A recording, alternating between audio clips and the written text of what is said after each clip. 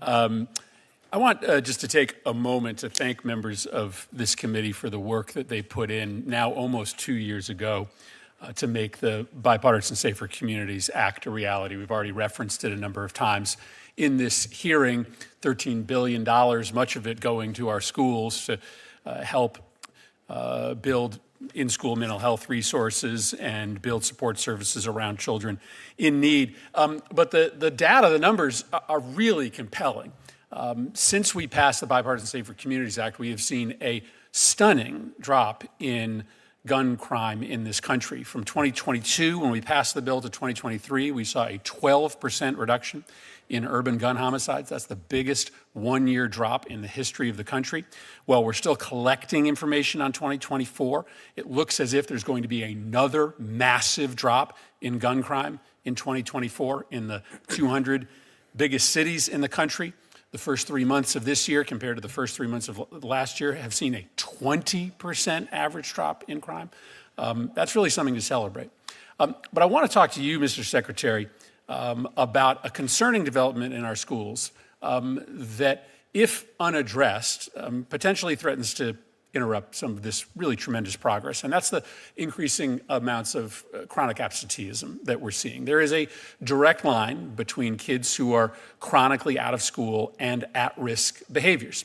And so we want to continue to build on this remarkable success, because the story of this this drop in crime is connected to the work that we're doing in our schools. You have $1 billion in BSEA to use for building positive school climates, and then you've got a new $8 billion initiative in this budget that, amongst other things, is dedicated to trying to attack chronic absenteeism and try to build increasing safer and welcoming schools. Can you just talk a little bit about the importance of reversing this post-pandemic trend? Absolutely. Thank you, Senator. You know, throughout my career, whether it was a fourth grade teacher or school principal, we would track the absenteeism of our students, and it was a clear correlation between students who were missing school and students who were struggling to get ahead academically. So we often referred to absenteeism as a symptom of something greater. So the work that we're doing in this budget reflects the priority that we're making with addressing chronic absenteeism and introducing additional strategies across the country, because after the pandemic, it has gotten worse. In many states, they're much worse now than they were before the pandemic. We're holding a convening at the White House in a bipartisan fashion, May 15th, to address strategies to improve chronic absenteeism. We recognize that if we don't address chronic absenteeism, all the strategies and the tutoring and the supports that we provide in school won't have the effect that it's supposed to have. It's all hands on deck. We're working with state chiefs. We're working with superintendents, teachers groups, to make sure that this message is one that we can all get behind. Students need to be in school. Part of this strategy is also increasing full-service community schools, because, as I said earlier, attendance is a symptom of something else. When we have full-service community schools that are meeting the needs of the students and families, they're more likely to attend school. Let me ask one additional question. You have a really interesting demonstration grant program that you've used Title IV-A funds for, and this is the Fostering Diverse Schools program. Listen, I'm a believer that we should be in the business of helping give our students more access to diverse schools. The data just tells us that if you're in a diverse school, right, a racially and economically diverse school, you are going to be more ready to learn, to succeed as an adult. Do you have data yet to understand how those demonstration grants are succeeding? I think you've made about 10 two-year planning grants and 4 5-year implementation grants. And if you don't, when are we going to know the impact that those grants have had? Sure. You know, let me just comment, you know, as someone who grew up in an environment where I was able to attend diverse schools and really learn how to navigate people from different cultures and understand people with different perspectives. I think that helped me in my career, and I do believe all students benefit from that. So this is something that we do stand behind, and I'd be happy to follow up with you and have my team follow up with you on some data to support that. whether it's through our grants or grants that we or programs that we've seen across the country. I always tell the story, and I'll turn it back to you, Madam Chair. The merit in public schools are, Connecticut does not have as many diverse school districts as we should. Meriden is one of them, and the level of engagement from those students, they know what they have. They know how special their experience is, and you feel it when you walk into any of these Meriden schools. So appreciate that context that you bring. Thank you, Madam Chair.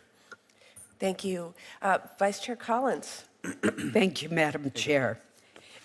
Mr. Secretary, I want to ask you a very basic question, and that is, after all the time the department had to implement the bill that Congress enacted to simplify the federal financial aid forms, why wasn't it ready when it went live? I just don't understand why, given that the department had more than 3 years, given the fact that Congress was very specific on what should be done, no more 100 questions on the form, for example. Right. What happened? Yeah, thank you for that.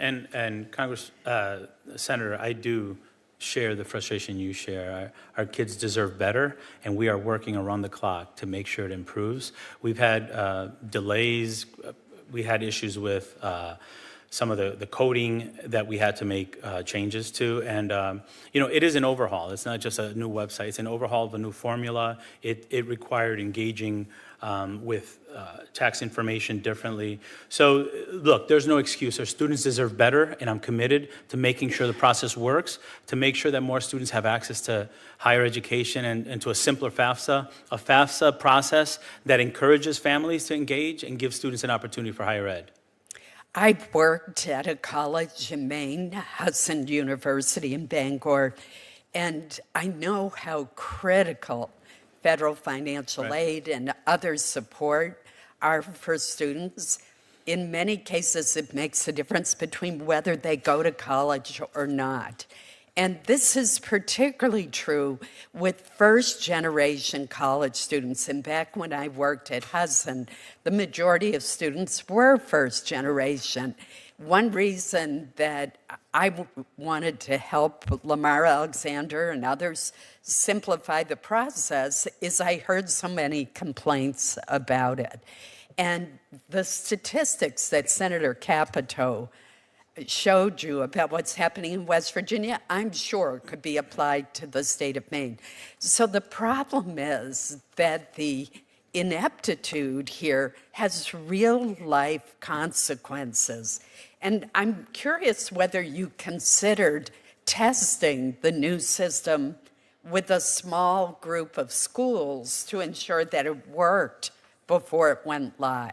Yeah, thank you for that, and thank you for sharing that perspective.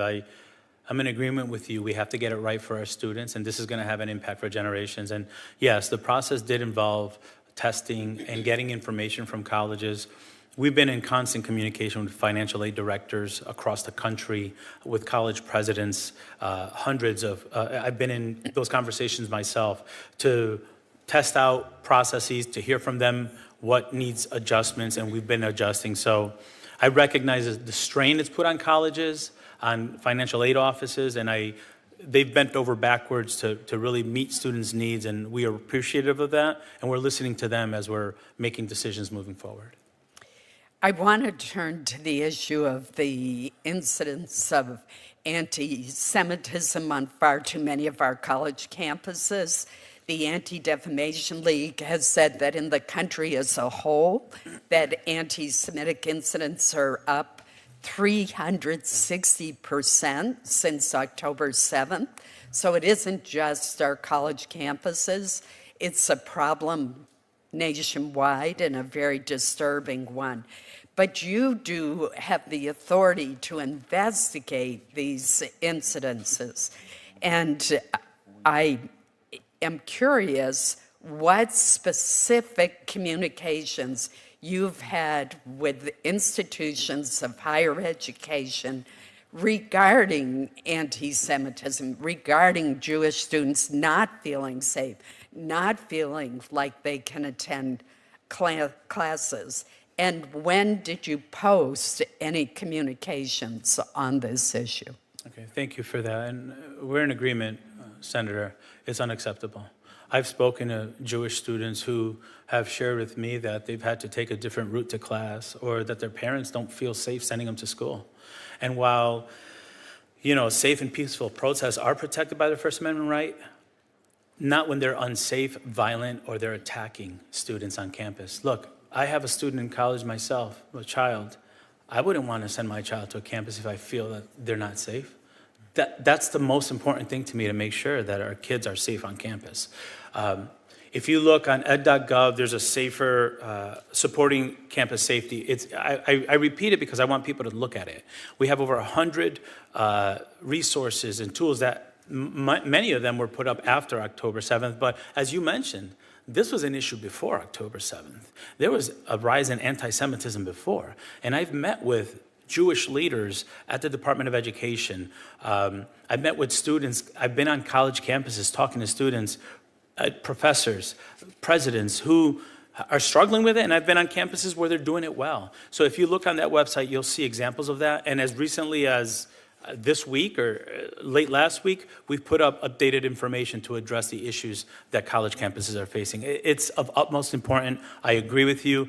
We need to do better for our students on campus to make sure that they're safe. And again, there's a big difference between peaceful, legitimate protests and what we're talking about, harassment, Absolutely. intimidation that cannot be allowed. Thank you. Senator Manchin. Thank you, Madam Chairman, and thank you, Secretary, for being here. KATIE BRITT, is she serious? That voice she invented for her TV appearance appears to be stuck in her throat. Is it something that we should pay attention to? Does she need some medical help? Thoughts? Unacceptable. This has become, some of our elite institutions, quote unquote. To me, it's just a national disgrace, and it's a disservice to America's future. Going back to November, Republican senators, myself included, have written multiple letters urging you to uphold Title VI of the Civil Rights Act and ensure that a safe learning environment exists for Jewish students. I know the department has opened investigations, and I've heard you reference that today, into some of these institutions, including Columbia. However, things have clearly not gotten better over the last 5 or 6 months, and in fact, in recent weeks and even days, it's proven that they've gotten significantly worse. So, Mr. Secretary, does the Biden administration really believe that it is effectively upholding Title VI and ensuring a safe learning environment for Jewish students right now? Just a simple yes or no. Thank you, first of all, Senator, because I agree with you. The anti-Semitism that students are experiencing on campus is unacceptable. Thank you. We're committed to making sure we investigate Title. And so investigation is one thing, but do you think right now that this administration is upholding Title VI? We are, with the resources that we have. We're here to request additional investigators. In 2009, the number of cases has tripled since 2009, and we have 58 less people investigating. But how long does this have to go on? I mean, if you look at these, the absurdity of some of this just rhetoric on these campuses when they're saying, we are Hamas. I mean, do you think that is acceptable for a Jewish student to have to hear that? Or from the river to the sea, or go back to Poland, or kill the Jews? My question is, do you think that that type of rhetoric is acceptable? And do you think that that allows for Jewish students to feel safe on campus? Yes or no? Yes or no? Absolutely not. Thank you. I really appreciate that. Do you think that it's okay to link arms and keep Jewish students from attending class? Do you think that's okay? Absolutely not. Thank you. I am afraid that this administration is not learning the lessons from the past. When you look at the history, it wasn't okay to do that in the 1960s. Do you understand? And it is not okay to do that now. This is the United States of America. We have to uphold the laws in front of us. We have to make sure that different groups based on their race or ethnicity are not discriminated against. We have to have safe learning environments. And it is my thought that the Biden administration is utterly failing the American people right now and failing the Jewish community across this nation. And I ask you to do more. I don't know what investigation it takes. I don't know where the bar is, but to me, all of the things I just referenced are enough. And I hope that you hold these institutions accountable, and I hope you create a safe space across this nation for Jewish students to learn, to grow, and to be fostered on these college campuses, and anything less is unacceptable. I'd like to ask you about your new Title IX proposal. So this weekend, I sat at track sectionals watching my daughter run, was so proud of her. She wanted to get her PR, which I've had to learn what that meant. But when I saw the difference and the disparities between the top female athletes and then the top male athletes, they were significant. I am reminded as we look back over history here, and I want to make it very clear, I believe we are all made in the image of God, and I believe each and every person should be treated with dignity and respect. But Title IX was created to create fairness, to create a level playing field, to give young women the opportunity to strive, to grow, and to succeed. And when I look at the reality of your new Title IX proposal, it clearly shows that that playing field is about to be tilted. You can look back to 1988 when you had Miss Joyner, known as FloJo, who created a record in both the 100 and 200 meter dash that still stands today. You can look in 2019, though, that very record that stands would have been beaten by 76 high school biological males. And my question to you is, how are we going to continue to create fairness if you are tilting the playing field? And underneath this current proposal, is it true that a biological man could receive a scholarship designated for a woman for collegiate athletics? Thank you for your passion. And I just want to clarify, the Biden administration has over 3 times the number of investigations on Title VI than the Trump administration in 4 years. So we are committed. An investigation, though, is very different than action, and I appreciate the opportunity to look into it, but now is the time for action. We've closed more cases also. And so what are you doing right now on Columbia's campus? On campus Yeah. situation, we're doing a lot. We have updated guidance. We have a letter in draft right now. We have increased Title VI investigations. We have open investigations. So when you see what happens on GW's campus, and Madam Chairwoman, I understand my time has expired, and you see that they have actually asked for, public safety, have asked the mayor to send in police to help them with that situation, and she's refused. Do you stand by the mayor or do you stand by GW? I stand by the students who deserve to be safe.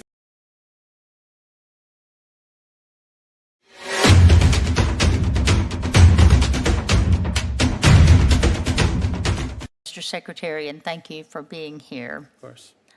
On something that's very near and dear to me and the state of Mississippi. On April the 19th, the Department of Education released its omnibus Title IX rule, which frankly flies in the face of the original intent for Title IX. I've been around a long time. I have followed this, and it is amazing what this new rule is doing. There are many troubling aspects of it, like its weakening of due process protections. In your own comments, in your own words, as you sat here today, you said protecting students is #1 priority for you. Then you said the most important thing for me is student safety. So I'm glad to know that you've stated that for us today. Redefining the word sex to include gender identity and compelling speech is part of this. You're redefining the definition of sex. Does the rule require schools to share information with parents regarding their children's gender status? As an educator, I can tell you that engaging with families and communicating with families regularly is an important part of the work. But does it require the schools to share information with parents? Does this rule require schools to share the information with parents regarding their children's gender status? Does it require it? Whether this rule does or not, parents and schools should be working together, and that is an expectation of educators, and that's what they've been doing. I have to tell you, the rule strengthens protections for students. It's about keeping students safe. I don't necessarily agree with that. I only have 5 minutes, so I'm going to continue on. Do you investigate schools that socially transition children without notifying students' parents? Do you investigate those schools? I do not investigate schools. that do that. So if they don't follow the rule, there's no consequences and there's no If investigation? there's a Title IX investigation request, we look at the merits of the request. So you do investigate schools that socially transition children without their parents' knowledge? Depending on what the request is, I defer that to the investigators at OCR whether or not to take a case. With the new rule redefining the word sex, what does your department have to say about how this rule will impact biological females? I'm thinking specifically about how it will allow transgender students to choose any bathroom, any locker room they wish, therefore eliminating the safe spaces for women and even pushing women out of athletics altogether. Do you agree that they're eliminating those safe spaces when they allow transgenders to choose the bathroom and the locker room that they want to go in? I don't, and I'll tell you why. I've been an educator for about 25 years, and it's the role of educators to make sure that students have the safety and privacy that they need and that we take into account the perspectives of different students. You know, Senator, we cannot pick and choose which students we want to protect. All students deserve protection in our schools, and what this Title IX rule does is ensure that all students, including our LGBTQI students, are protected. So when a biological male goes into the locker room with biological females, you think that that is a safe space for those young girls? When girls walk into bathrooms, you may not be recognizing students who are transgender, but because you don't recognize them doesn't mean that I don't protect them. But biological males going into a girl's locker room and a girl's bathroom, you have no problem with that whatsoever, and you consider them being safe in all circumstances? Again, I think the line of questioning is trying to create division. What we're trying to do is protect all We're students. not trying to create division. You just said protecting students is my number one priority. All So students. do you feel like that those biological females are protected in that setting? To the best of your ability, you're protecting them? The Title IX regulations that we have protect all students and give them access to the same opportunities that all other students have in our schools. As I said before, we can't pick and choose which students we want to protect. And for I far too totally long- agree. All students need protecting. But there's a difference in boys and girls and where they change. Do we have to flip a coin to work out, heads or tails, what side of the fence Joe Manchin is on today? Never can work out, really, who Joe Manchin puts first. Oh, silly question. Joe Manchin puts Joe Manchin first. Pay, since they're working, we need them here. They get paid while they're working, but then we pay also their debt commitment. After 10 years, it's totally forgiven. But you're not telling, no one's doing anything. You know how long it took us to find all 50 categories, whether it be in health professions, whether it's in public service. There are so many ways, scientific research, general repayment, everything. There's so many things, but yet we end up giving $620 billion of debt cancellation has already been implemented, including $275 billion from President Biden's new income-driven repayment, and then we're talking about doing another $750. We're spending more on giving money away than we ever did on education. It makes no sense to me at all, and you all have done nothing as the Department of Education showing me how I can take this burden off of me while I still get paid and I'm contributing to society. And we have no financial requirements whatsoever, literacy. When a student goes into the college, as I'm understanding it, you please correct me if I'm wrong, they'll go there and they say, what is your family's income? And you get the Stafford loan. So you can borrow, they said, well, you can borrow up to $12,000 with your family loan, with your family income. They might only need 6, but they'll take all 12.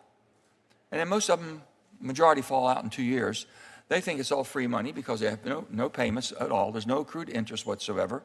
But when it comes time to pay the piper, it hits them hard because we don't require any financial literacy on the front end. This is stupid. And we just keep piling it on like there's no end to it. Your debt is $34.5 trillion and growing every day. And we're not going to be able to burden this education. And we're dumbing down on top of that. Students aren't getting any better. And how about the kids that don't go to school? In our little state, there's an awful lot of kids that can't go to school. They come to us and say, you mean I'm working and paying my taxes and you're giving it away to people who went to college and had a good time? And now they don't want to pay it back? had a better chance for an opportunity, don't want to pay it back? We've got to answer. You want to know why the rural America and urban and rural America is getting further and further apart? Is because rural America is being left behind and getting screwed. That's exactly why. So, sir, I don't know what in the hell you all are doing, but this makes no sense to me. If you would just take a look at our Smarter Debt Act, we put it all together for you.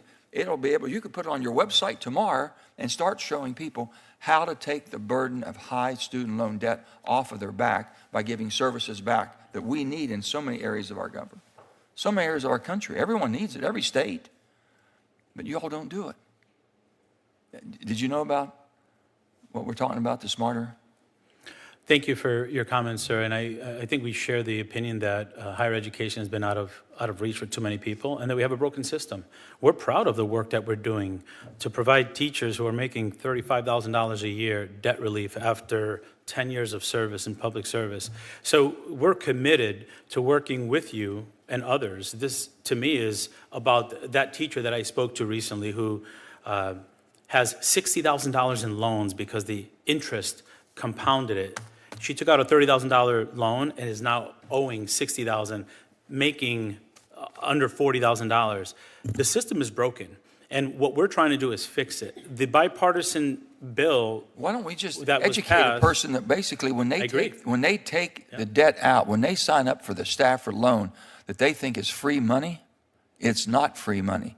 Explain to them what their budget. So they have a budget when they go to college. This is your budget. But you tell a kid that they get $12,000, I guarantee you they'll have a nice apartment and end up buying a car. The folks that we're providing debt relief to, sir, are public servants or veterans that have served our public and have done it not to become rich, but to make their community better. People who have been taken advantage of by universities or colleges. I agree with all that. So we're trying to fix a system to make higher education more affordable. You have to you're the education department. Right. You have to educate people on what's available. Right. The education of basically the congressionally authorized student loan forgiveness programs. It's out there. 50 different categories where a student can say, oh, I'm going to go in this education. I'm going to work over here. I'm going to go in health. I'm going to go in scientific research. And I'll go work over there because that takes care of my debt. They're paying for my college tuition.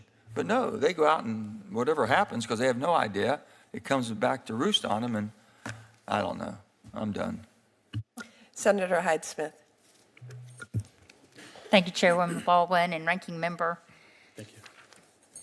I want to talk to you today